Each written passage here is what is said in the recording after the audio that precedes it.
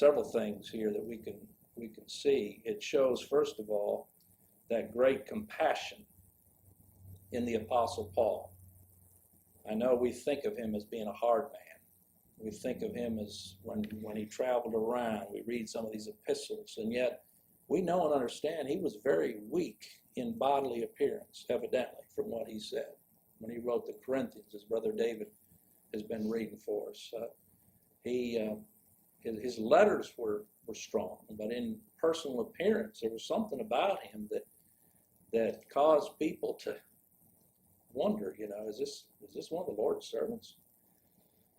And yet we see here a great compassion, not of himself, but again, God wrought, that moves him not to think it below himself, to be concerned even with this one servant.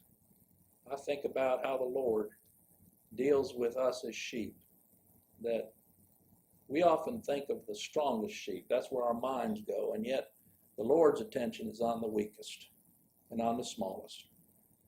And this is an area where the Lord continues to teach me, and that is, you can only move the Lord's sheep along just as fast as that weakest sheep.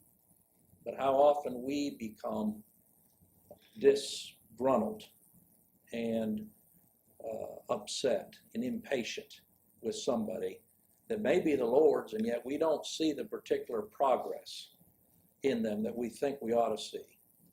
That's sort of a condescending, not sort of, it is a condescending attitude on our part, when in reality, whoever it is, we ought to be commending them to the Lord, and I believe manifesting this same compassion